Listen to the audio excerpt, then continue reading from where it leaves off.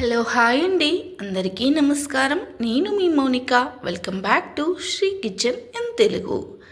ఈరోజు మనం ఈ వీడియోలో వచ్చేసి ఊతప్పని ఎలా తయారు చేసుకోవాలి, అలాగే దోశలు ఎలా చేసుకోవాలి, చాలా క్రిస్పీగా అండ్ సాఫ్ట్గా ఎలా చేసుకోవాలో ఇప్పుడు మనం ఈ వీడియోలో అయితే పూర్తి వివరంగా తెలుసుకుందాం.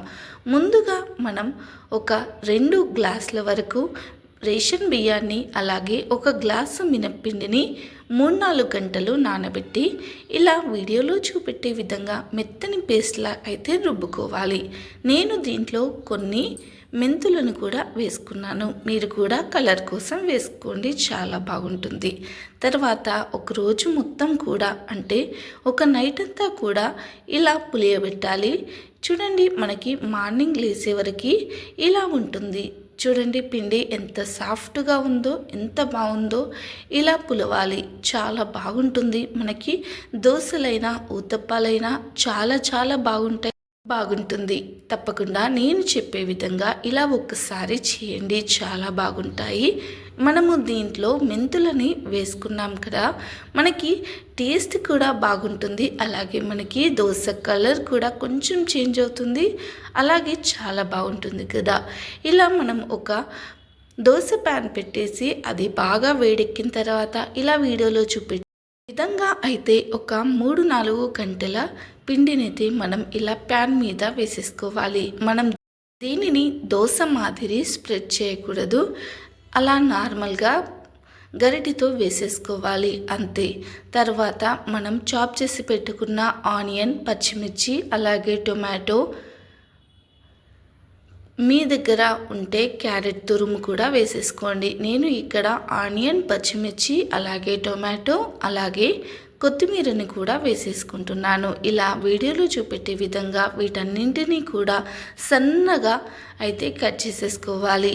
చాలా బాగా వస్తుంది. మీకు హోటల్ కంటే కూడా చాలా బాగా టేస్ట్ అనేది అయితే తప్పకుండా వస్తుంది. మీరైతే ట్రై చేయండి. మా ఇంట్లో వాళ్ళైతే ఇలా తినడానికే ఎక్కువగా ఇష్టపడతారు. అంటే దోశలు ఎక్కువగా తినమండి, మేమైతే ఇలా చేసుకొని తింటాము. ఇవన్నీ వేసేసుకున్న తర్వాత ఆయిల్ వేసేసి మనం ఏదైనా మూత పెట్టేసేయాలి. తర్వాత దీన్ని సిమ్లో మాత్రమే ఉడికించుకోవాలి. సిమ్లో ఉడికించుకుంటేనే మనకి పిండి అనేది పూర్తిగా ఉడికిపోతుంది. తర్వాత ఒక 3 మినిట్స్ తర్వాత చూడండి, మనకి పిండి అనేది చాలా చాలా పర్ఫెక్ట్గా అయితే ఉడికేసింది. చూడండి, మనకి వీడియోలో చూస్తే మీకే అర్థమవుతుంది ఎంత బాగా వచ్చింది అనేది. తర్వాత దీన్ని మనము ఫ్లిప్ చేసేసుకోవాలి. ఫ్లిప్ చేసేసి మళ్ళీ సిమ్లోనే ఇంకొక 2 మినిట్స్ వరకు అయితే ఉడికించుకోవాలి. ఇవి చాలా నిదానంగా చేసుకుంటేనే మనకి టేస్ట్ అనేది అంత పర్ఫెక్ట్గా, అంత యమ్మీగా వచ్చేస్తుంది. మనకి దీనికి టైం అనేది చాలా ఎక్కువ పడుతుంది అని మనము స్టవ్ అనేది పెద్దగా పెట్టేసుకొని అస్సలు చేసుకోకూడదు. చాలా నిదానంగా స్టవ్ని సిమ్లో పెట్టుకొని మాత్రమే చేసుకోండి. మనకి ఈ ఊతప్పం అనేది టేస్ట్గా వస్తుంది.